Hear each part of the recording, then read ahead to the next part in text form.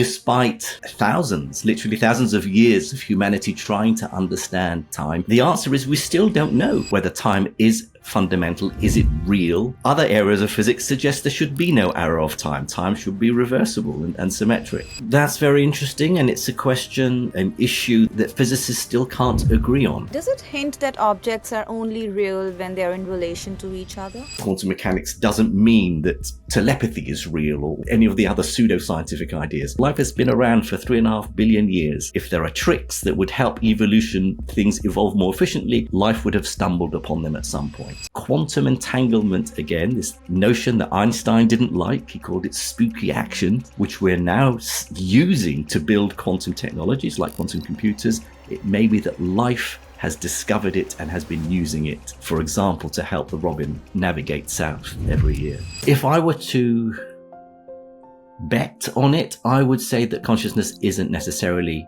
connected with quantum mechanics at all. Consciousness isn't a switch that's on or off. It's not binary. Consciousness is a dimmer switch. There must have been every possible option. For some, we just happen to be the ones that were lucky enough. We were the Goldilocks universe. Could you just explain to me in a little bit more detail, what is a multiverse? I mean, in this context, what does a multiverse look like?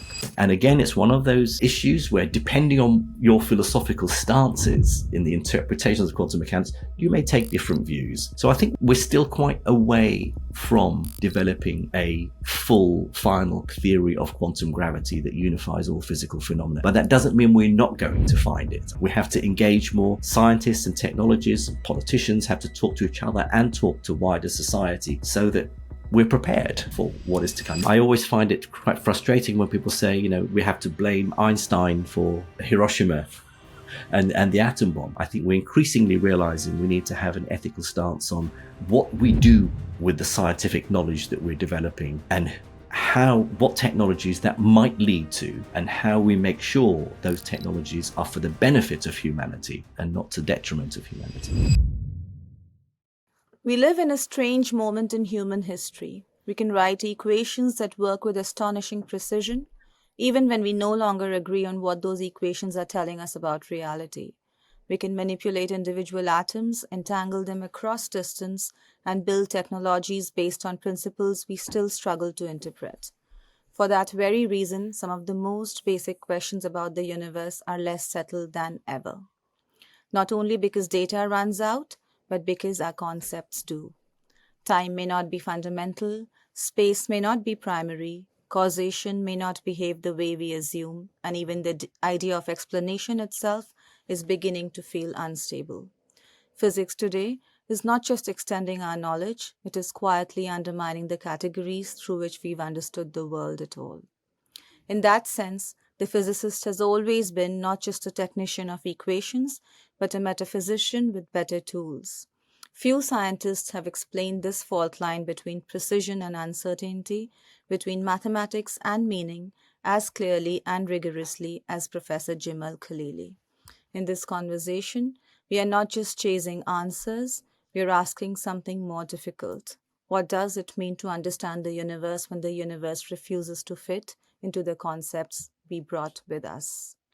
Professor Khalili, thank you so much for joining Dark Matter, Bright Minds. Pleasure to be here.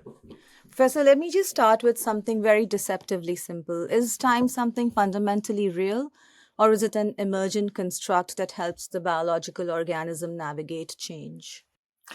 It's an interesting question to start with, because you say something simple. In fact, despite literally thousands of years of humanity trying to understand time, the answer is we still don't know whether time is fundamental. Is it real? Is it somehow baked into reality, into the universe? Or is it something emergent that emerges from more fundamental properties of reality? So it's still an open question, and it's something very, very interesting to people working in the foundations of physics and the philosophy of physics. Right.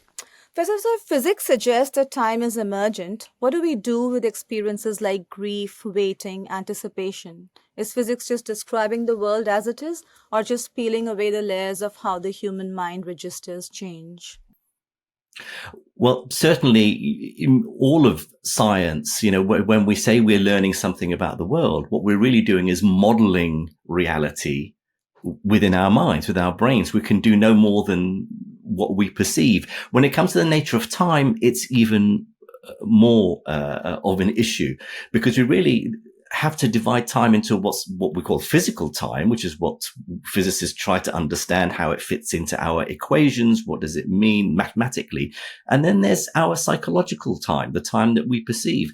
So I think regardless of how physics, what answers physics comes to about the reality of time, whether it's emergent or fundamental and so on, I don't think that has an impact on our perception of time, what we call manifest time. So we can still imagine time flowing. We can still imagine the past different from the future. We can still have all the emotions and feel we have agency and free will. I don't think learning more about the reality of time physically will or should impact the way we perceive it psychologically.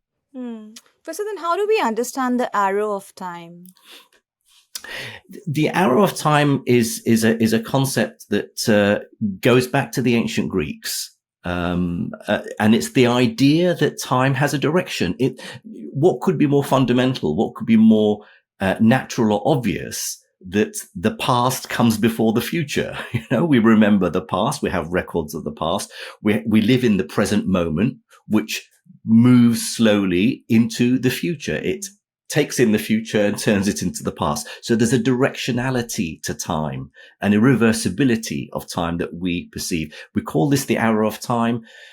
It also comes into physics, most prominently during the 19th century, when people like Ludwig Boltzmann were developing thermodynamics and statistical mechanics.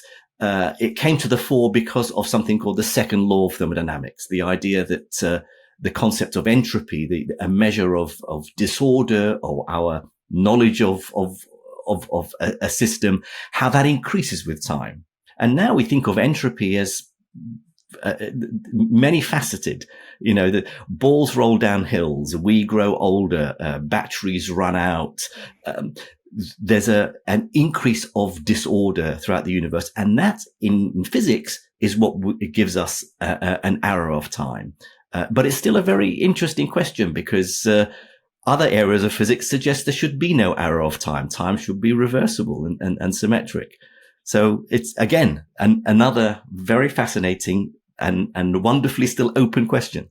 Professor, I don't know if it's a valid question, but is there a reason why the early universe was so low in entropy? We'd like to think there should be a reason. Why was the universe so special? But at the moment, many physicists will say, we don't have a reason. We just postulate that it was special. It had low entropy, and it's been increasing ever since. And in fact, this is something that cosmologists call the past hypothesis. It's a hypothesis. They don't know why. I would like to argue that, in fact, the reason the universe is so low in entropy is because of the very nature of the laws of physics themselves, the nature of the forces that describe the physical universe, the way our universe was fine-tuned. It still needs an explanation. It still needs an answer. But the low entropy, for me, is built into what are called the initial conditions of the universe. But of course, all I'm doing is pushing the problem, why is there low entropy? I put it into another question, which is, why was our universe so special in general? And that is still a very interesting open question, not just in philosophy, but in physics as well. Yes, Professor, we will get into that. I suppose we'll be discussing a bit of the anthropic principle there. But before that, I want to ask you, because you've lived with quantum mechanics for decades, and what is the one feature of the quantum world that still refuses to settle into intuition for you? Well, I probably more than one feature very often. So the American physicist Richard Feynman talks about the famous two-slit experiment, the idea of firing atoms or quantum particles through a screen with two slits, and they form an interference pattern that tells us they are behaving like waves as well as particles. And Feynman calls that the central mystery of quantum mechanics. I think these days, and certainly for me as well, the more fundamental mystery is the nature of entanglement, the idea that particles, not just two, but maybe many particles that are separated in space, can nevertheless behave as though they are instantaneously connected, however far apart they are. And I think we're starting to understand that entanglement is probably the fundamental feature of the quantum world that separates it from our everyday world. So the thing that I still worry about trying to understand, that is still so mysterious, is the nature of entanglement. Right. So the presence of entanglement, as you said, is often described as a kind of a cosmic connectedness. Do you see this non-locality as revealing something profound about the structure of reality, or are we just projecting metaphors into phenomena that kind of resist narrative altogether? That's very interesting, and it's a question or an issue that physicists still can't agree on. And it comes down to the problem that in quantum mechanics we don't have one single agreed upon explanation or interpretation of the mathematics. So quantum mechanics is a fantastically powerful mathematical framework. In the same way that classical mechanics that Newton and others developed is the framework for describing the dynamics of our everyday world. Quantum mechanics describes the behavior of the quantum world. But the mathematics doesn't have a single interpretation. It depends where you sit philosophically, which interpretation you prefer. So for me, I'm what's called a realist. So I believe there's an objective reality out there, a physical reality, independent of my observations, independent of my presence, or independent of some sort of consciousness that brings it into being. And because of that, because I believe a realist interpretation is the correct one, I am concerned about the idea of non-locality and this interconnectedness. Many physicists try and sort of bury it in clever wording and say, well, it's only non-locality in the mathematics. It's not really that a particle over here it can interact instantaneously with a particle over there. And we can't use non-locality or entanglement to signal faster than light, for example. Well, for me, if they're interconnected non-locally, they are non-local. It doesn't hard luck on us that we can't use it to send signals faster than light. So I do worry. Non-locality for me is built in. It is the reason why I worry about what entanglement means. Right. Does it hint that objects are only real when they're in relation to each other? There are relational interpretations to explain quantum mechanics that certain, very prominent and well-respected physicists would argue for. It's not particularly an interpretation that I favor. I think objects are real. There's a physical reality there, and that there are interactions and connections between different parts of physical reality. I don't think the connections are more real than the objects themselves. Right. Professor, can you explain to me the premise of quantum biology? You've been researching on that, and how does that kind of change some of our perspectives on life itself? Is life genuinely making use of quantum processes, or are we just borrowing quantum language prematurely, perhaps? Yeah, I mean, I've been interested in this new field. It's not such a new field now, quantum biology. I've been involved in it now for nearly 3 decades. What is interesting, I don't think it's going to change our perception of what life is, but I also do actually believe, and I see no reason why life shouldn't, use the tricks of the quantum world in making certain processes inside living cells more efficient. Then the idea of quantum biology is not that we are made of atoms, or life is made of atoms, and atoms should behave quantum mechanically, therefore we behave quantum mechanically.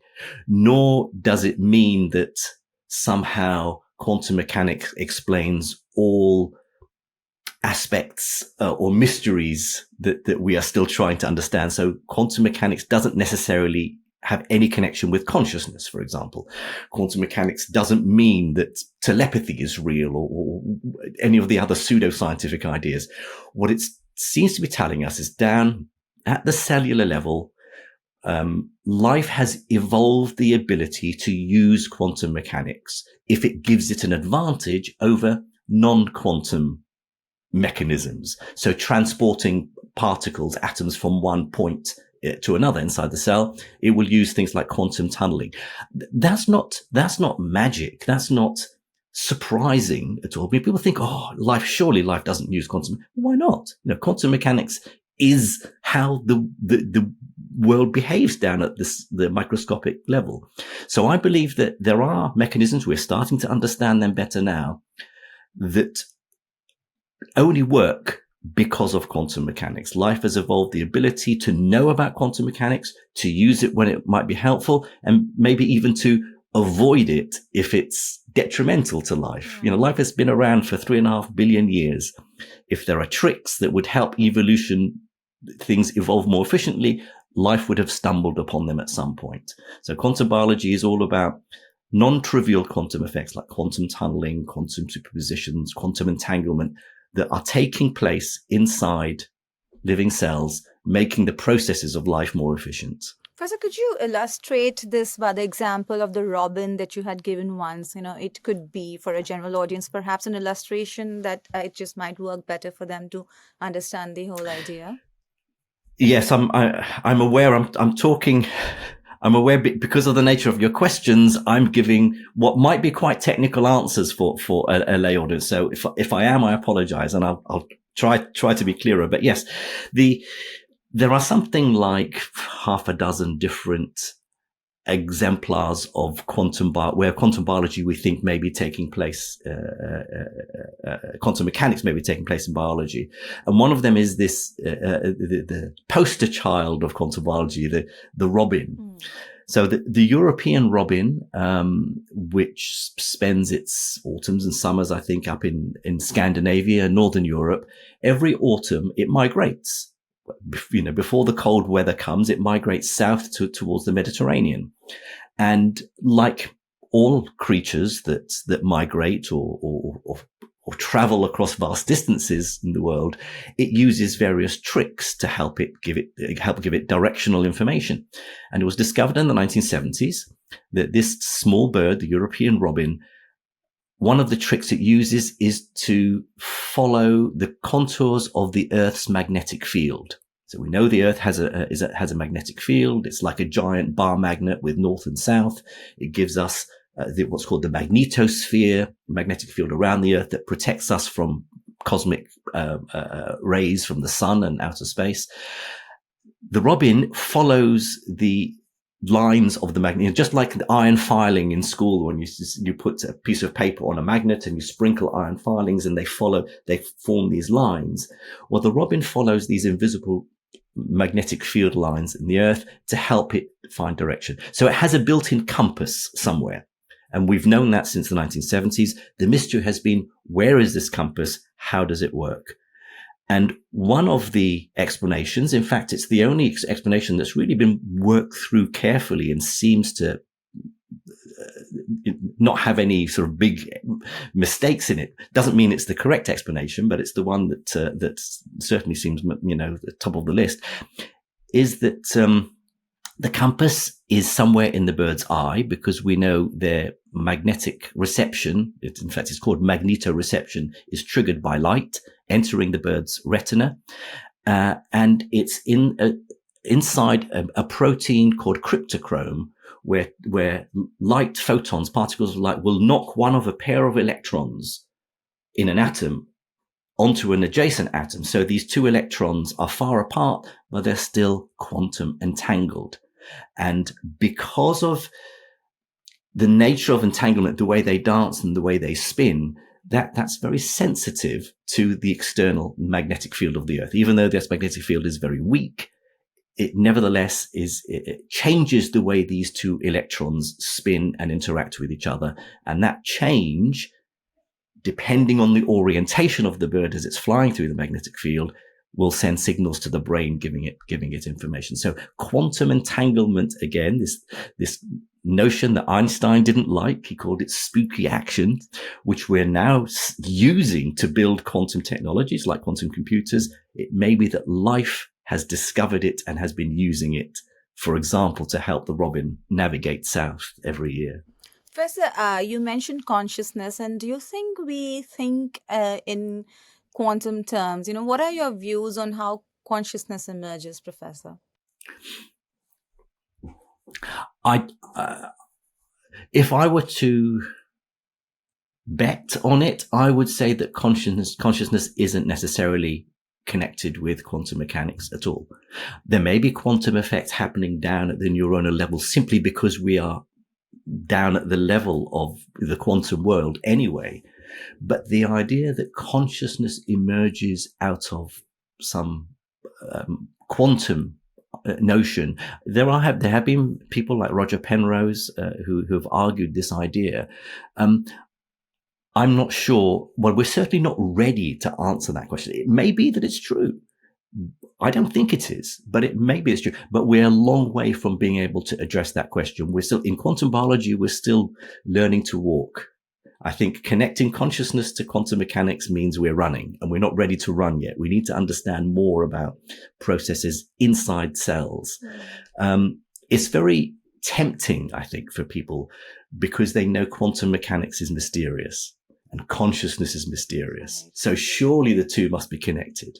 No, just because there's one mystery and there's another doesn't mean one is the cause or the underlying explanation of the other. So I suspect we're going to make much more progress in understanding the nature of consciousness through neuroscience, computational modeling, studying AI. Those sorts of areas are more likely to give us a hint of what consciousness is rather than appealing to the mysteries of the quantum world. Okay, Professor, but at a very fundamental level, you think consciousness is emergent, fundamental, or is it a hybrid? I think consciousness is absolutely an emergent property. Our brains are made of physical matter. That they're made of atoms. And those atoms connect together to make molecules and larger structures, and you eventually get to neurons, and neurons are all interconnected with each other. But our brain is made of physical matter. It's the hardware. The software of the brain is our thoughts, our thinking. And consciousness is something that emerges through increasing complexity of the connections inside our brains. Is a dog conscious? Yes. Is a cat conscious? Yes. Is an insect, a fly conscious? Not really. So we know when we look at simpler and simpler life forms that consciousness isn't a switch that's on or off. It's not binary. Consciousness is a dimmer switch, gradually increasing in brightness. It doesn't suddenly switch on. It gradually increases in brightness as the complexity of the connections increase. So it's absolutely an emergent property that we could not have. This is what's called strong emergence. We could not have predicted consciousness emerging just by looking at how neurons connect. And after all, we're building artificial intelligences now with artificial neurons and increasing. We haven't, despite what we might think with ChatGPT, we have not yet built a conscious computer. Yeah, but then my obvious question would be, if consciousness does arise from information processing or any sufficiently complex system could give rise to consciousness, or could AI be potentially conscious at some point in time? I would argue yes, because I haven't seen any argument against that. People talk about non-computability and that somehow our brains are very different. No, if our brains are physical systems made of physical objects that are connected together, then if we could create artificially a system, a brain with the equivalent complexity, then what reason would it not be conscious if we're only appealing to the laws of physics and chemistry? Unless we think consciousness is magical, that's something beyond science. Or maybe physics just lacks the right ontology? Well, maybe. At the moment, the ontologies that we have, the theories of physics that we have, suggest there may be something beyond it. And we should, as scientists, we should never be so arrogant as to think we have all the answers. So there may be something beyond it. But if it is, it'll fit within the laws of physics. So I'm a physicalist in the sense that I don't believe there's something beyond the physical reality. Maybe we haven't discovered all the answers. We certainly haven't discovered all the answers, but no one can tell me yet why they can't see consciousness emerging artificially, given sufficient complexity. So we spoke about fine tuning just at the beginning of the interview. So when you look at the finely balanced constants of nature, do you see fine tuning brute fact or a deeper principle that we haven't yet discovered? Do you see anthropic principle as science or just as a narrative device? The anthropic principle, in its simplest form, that our universe is special simply because we are the lottery ticket winners, is very appealing. And I can't shake that attraction to that idea. Then why is our universe just right for us? Well, maybe every possible universe exists in the same way that all lottery tickets out there, millions of lottery tickets, there's only one winner. And the winner of the lottery ticket says, well, wow, how improbable that I have won this. This is it's a miracle. Well, someone had to win. And whoever wins the lottery will say how special and improbable this is. So we are the lottery winners. Our universe is special. And that's why it was able to create the complexity that leads to life asking the question about why we're so special. So the anthropic argument is a very, very attractive one for me. I know a lot of other physicists and philosophers don't like it and try and find a way around it. But if we don't have an anthropic argument, it's very difficult to explain why our universe is fine-tuned. It may be that there is some deeper fundamental reason why our universe had to be the way it is, that it's those initial conditions, whether it's the strength of gravity, the charge on the electron, the nature of the strength of the other forces, everything that had to be just right, without which we would not have had the universe expanding, giving stars and galaxies and planets orbiting around stars and complex life evolving on certainly on this planet. There may be a deeper explanation for it, but at the moment we don't have one. And the most appealing for me is simply just to say, well, there must have been every possible option for some, we just happen to be the ones that were lucky enough. We were the Goldilocks universe. Right. Professor, could you just explain to me in a little bit more detail, what is a multiverse? I mean, in this context, what does a multiverse look like? Yes. Okay. So this would be what is called a sort of a cosmological multiverse. There are different versions of it, but a quite common, a standard version that many cosmologists would argue for is the idea that the universe as a whole is much more than our local region of space-time, even though we can only see out to the edges of what's called the visible universe, the parts of our universe where the light has had time to reach us from, since the Big Bang, and our universe may extend way beyond that. But the idea of the multiverse is that even extending our universe beyond what we can see, that is still our bubble, our part of reality. That there are other bubbles, other universes out there, and what we talk about as the Big Bang, the birth of the universe, that's just the birth of our local universe. Right. So there may be some much larger reality, the entire multiverse, in which every possible universe pops into existence. Most of those universes, will have other constants of nature, even laws of physics, that would mean that they don't develop and evolve and become more complex like ours has.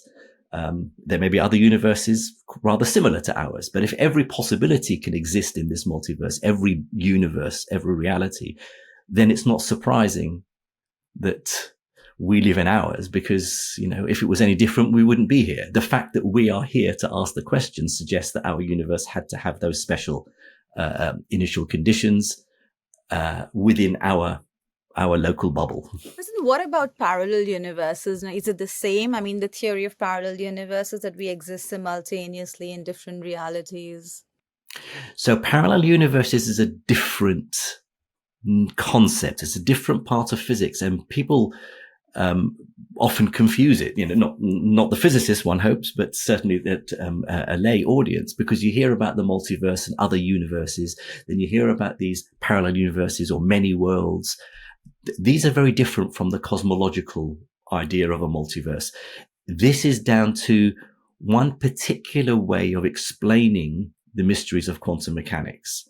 So we know that quantum mechanics is mysterious, and we know we have these different interpretations. One interpretation was developed in the 1950s by an American physicist, Hugh Everett, who suggested that a way to explain how atoms, we talk about atoms being in two places at once, or having being in multiple states simultaneously. A way to explain that is to say our universe is branching out, that it's creating multiple realities. So every time at the quantum level, a system, an electron or atom or photon is faced with a choice, it doesn't make that choice. It exists in both. The universe splits in two. Famously, Erwin Schrödinger, the Austrian physicist who has the most famous equation in quantum mechanics, Schrödinger's equation, which we still use today. In the 1930s, he came up with his well-known cat paradox, Schrödinger's cat that's dead and alive at the same time. And he was arguing it because he found quantum mechanics mysterious. Despite being one of the founders, he found it quite hard to understand. And he said, look, if the cat can be in a quantum superposition, so in two states at once, dead and alive at the same time, because of the setup of the experiment, then how is it that we open the box and we only see a dead cat or an alive cat? Well, this parallel universes idea, the many worlds idea, says that's simple. You open the box and the universe splits into two. In one universe, you see a live cat. In one universe, you see a dead cat. So many worlds there is the branching realities at the quantum level, not the bubble universes at the cosmic level. Professor, if I have to understand in the world of physics, what is observation? For me, observation is just looking at something, but the idea of observation collapsing a superposition for that matter, that's how does one get around or wrap one's head around that idea? What does observation actually cause? Yes, initially it was thought observation disturbs the system that's being observed. And we don't see that on our everyday world. If I'm looking at a car going past, what does it mean to observe it? Well, it means that light, photons, have hit the car and are reflected into my eye. And what I'm observing is I'm absorbing those photons, and that I can trace that back to show me the picture of the car. But those photons aren't going to make the car speed up or slow down or change direction. Down at the quantum level, of course, if I'm observing an atom, then by definition, I have to have photons bouncing off of it into my eye, and those photons will change its direction. So by the act of observing, I unavoidably disturb the system. However, that disturbance of the system through observation is not actually quantum mechanics. Isaac Newton could have figured that out. Isaac Newton could have said, well, of course, if the system you're observing is of the same scale as the things that are using to probe it, to observe it, you're going to disturb it. Right. So that's almost sort of classical mechanics. In quantum mechanics, the idea of observation is this notion of collapsing the quantum state. It's called the quantum measurement problem. And again, it's one of those issues where, depending on what your philosophical stance is in the interpretations of quantum mechanics, you may take different views. In the standard view that developed by the founding fathers like Niels Bohr and Werner Heisenberg,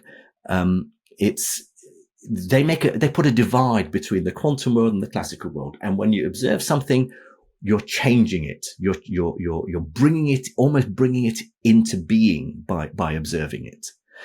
For me, that's an almost metaphysical way of explaining it is outdated. The Copenhagen view now, for those who are working in the foundations of physics and foundations of quantum mechanics, the Copenhagen view has had its day, and we've moved on and we've learned a lot more since then. So for me, observation is interacting with the system and becoming entangled with it. Necessarily anything interacting with anything else at the quantum level becomes entangled with it. And that idea of entanglement leads to another notion, which we've studied for 50 years now, called decoherence. Despite studying for 50 years, we don't teach it to our students, our undergraduate students, which I think is a travesty. Ideas of entanglement and decoherence are helping us understand what observation is, what the measurement problem is, and how do we resolve the measurement problem. Again, depending on interpretations, some people will say we've solved the measurement problem, it's not a problem anymore. Others will say, no, it's still something we need to understand. Now, that's what makes the subject fascinating. Professor, are we actually approaching a theory that unifies physics, or are we confronting the cognitive ceiling of the human mind? I don't agree with the latter point. I don't think we're hitting some cognitive ceiling that's the limits of what we can understand. It may sound arrogant, but I think most physicists would argue that if there is an objective reality out there, an ultimate truth about how things are, then we are trying to get closer and closer to that reality by developing better and better theories of reality. Finding a theory that encompasses all physical phenomena. People call it a theory of everything. It's not a theory of everything. It's a theory of the fundamental phenomena and forces in the physical world. That's a challenge. 30, 40 years ago, I think many physicists thought we were getting very close. They were starting to develop ideas like superstring theory, and loop quantum gravity. And so there are these ideas of what are called quantum gravity theory. So they're unifying quantum mechanics, the physics of the very small, with Einstein's general theory of relativity, the physics of the very large. That's what we talk about when we say unifying all the forces of nature. 40 years ago, we thought we were close. But it's probably fair to say that these ideas, string theory, loop quantum gravity, and others, haven't made the progress or haven't had the success that we thought they would have by now. They're proving to be very powerful mathematical ideas, but we still don't know how to test them, for example, experimentally. So I think we're still quite away from developing a full final theory of quantum gravity that unifies all physical phenomena. But that doesn't mean we're not going to find it. I don't see any reason why we can't learn more. We just have to be a bit smarter. Maybe we need AI to help us. Is there a particular theory that you lean towards, Professor?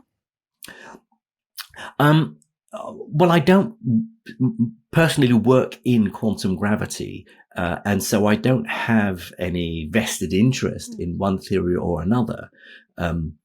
There are those who work in string theory still think it's the most promising and most powerful idea. Probably it's on the right tracks.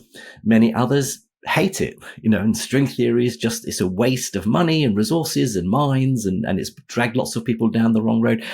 I don't know. I mean, we shouldn't turn science into sort of religion or politics and have these opinions that are not objective. So I don't particularly have a favored theory.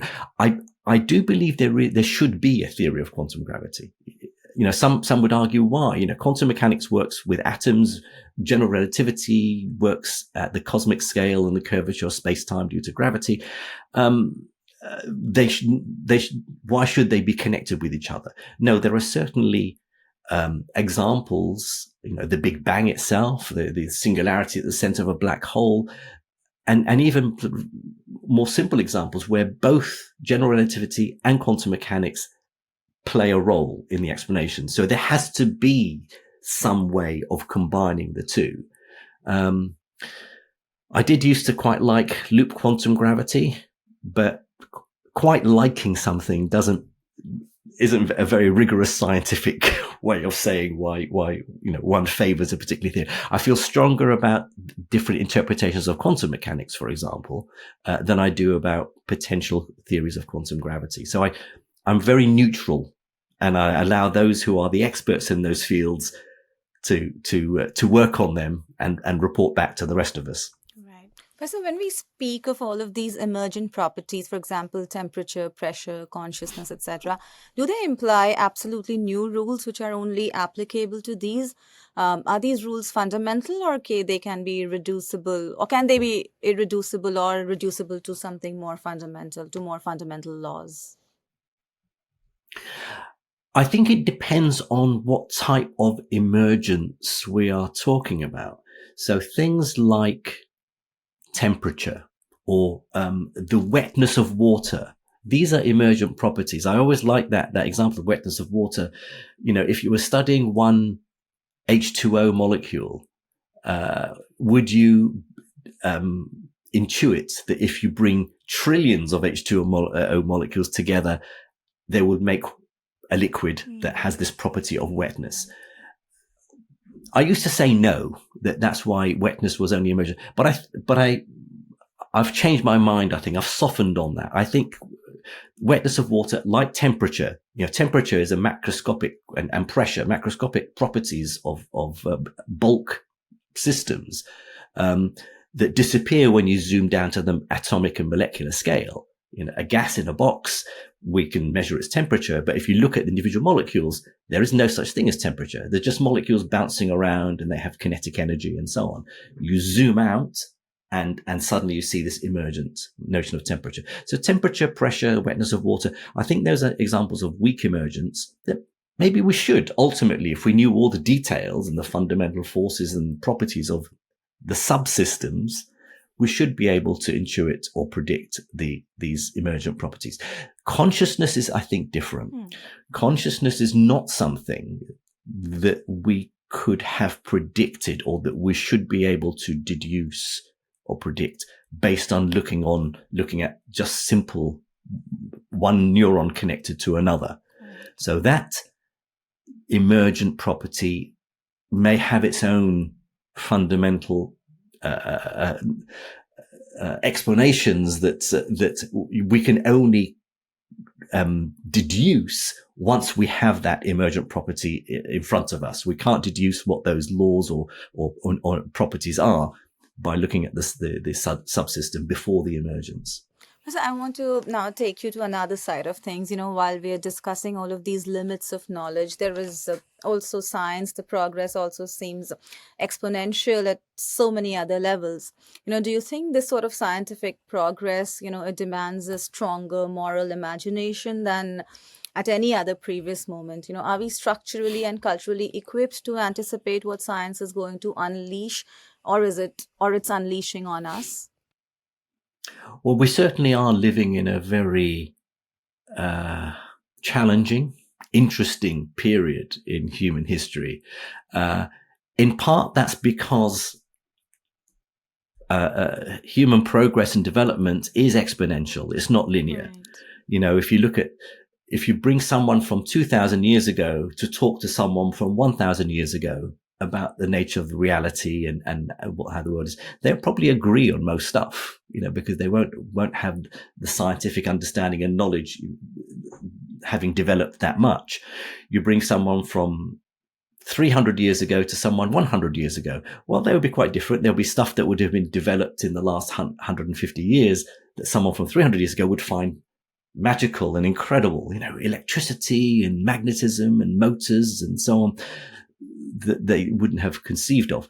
But as we progress, advances in our understanding of the world, advances in technology built on that understanding has increased in pace. And so now we're talking not 1,000 years apart or 100 years apart. Now we're talking about a decade apart.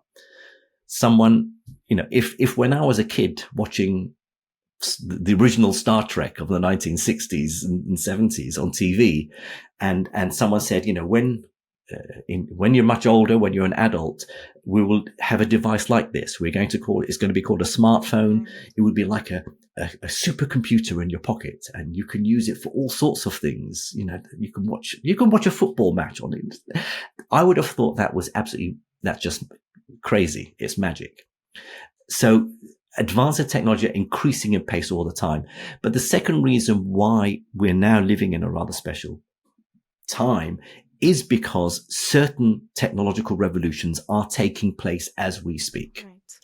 And these are, of course, artificial intelligence, and to a lesser extent only because it's a few years lagging behind it, what we're calling the second quantum revolution.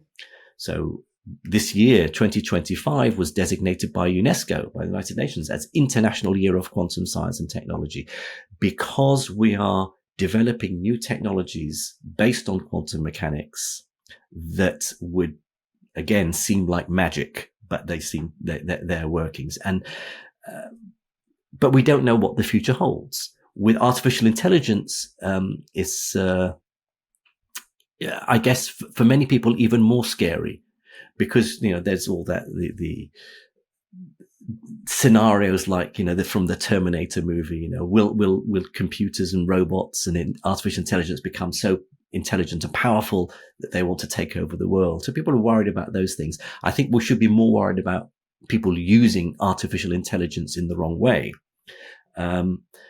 So these technologies and the scientific knowledge that they're built on are coming at us very fast. And I think that's the scary thing, that it's really hard to predict what the world will look like 10 years from now. Add to that all the issues facing humanity, as the challenges facing us, whether it's the climate crisis and other environmental issues and resources, whether it's political instabilities. These issues we've always had. Humanity has always had people who didn't want the best for their fellow humans. So all those, where there's another pandemic that's coming, all those issues are already there. On top of them, we have these technologies that are developing so rapidly, we don't know what to expect. I think it just means we have to talk more. We have to engage more. Scientists and technologists and politicians have to talk to each other and talk to wider society so that we're prepared for what is to come. You can't stop progress. You can't slow down increasing our knowledge and understanding of the world, nor should we. Enlightenment is always better than ignorance. Right. But we need to know what we're getting into, and we need to make sure we have the measures in place to make sure that this technological advance is for humanity's benefit and not the other way around. Right. As a public-facing scientist, are you part of any such ethical discussions which, discusses how to bring foresight into discovery? What kind of discussions are these? Absolutely. There's I'm involved with various organisations here in the UK. For example, I'm a fellow of the Royal Society in London. In fact, in a few months' time, I'm involved in a conference at the Royal Society called Science for the Public Good, where we're exactly examining those sorts of things, ethical issues that arise from scientific progress. I always find it quite frustrating when people say, we have to blame Einstein for Hiroshima and the atom bomb. Well, Einstein discovered a fundamental truth about reality, about the physical world, namely that energy and mass are interchangeable. He wasn't thinking, I want to learn something that will allow thousands of people to die. So scientific knowledge and progress are happening, but I think we are now starting to become much more aware that scientists themselves and technologists and engineers need to have an ethical stance. It used to be just physicians. In medicine used to be the one discipline of scientific knowledge where there had to be ethics employed in decisions that you make. I think we're increasingly realizing we need to have an ethical stance on what we do with the scientific knowledge that we're developing, and what technologies that might lead to, and how we make sure those technologies are for the benefit of humanity and not to detriment of humanity. Right. Professor, at a more personal level, what has scientific uncertainty kind of taught you about how to live with doubt, not just as a physicist, but as a human being? Oh, I think it's had a profound impact on me as I've progressed through my life and finding the scientific method a more natural way of thinking about the world, it has impacted on me personally. I'm very happy to admit mistakes, for example, because that's what a scientist learns to have to do.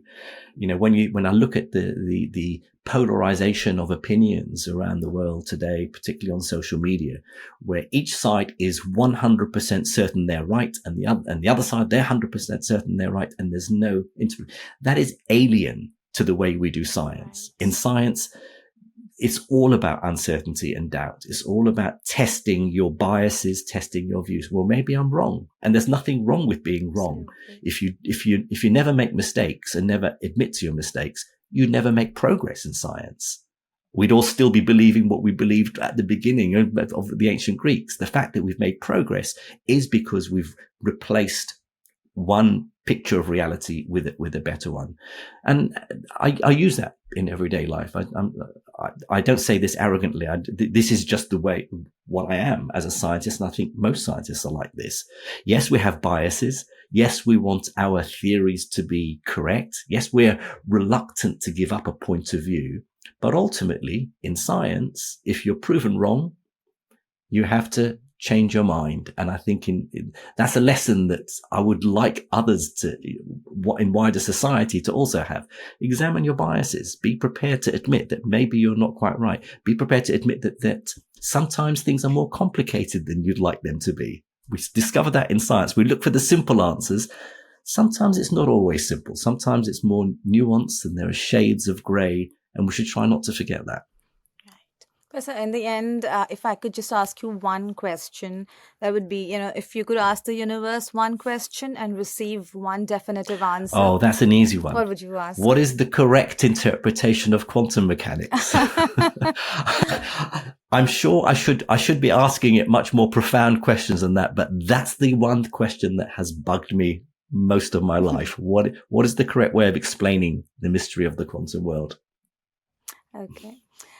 Well, thank you so much, Professor Khalili. That was such a rewarding conversation. My pleasure. It's been great. Thank you for joining us.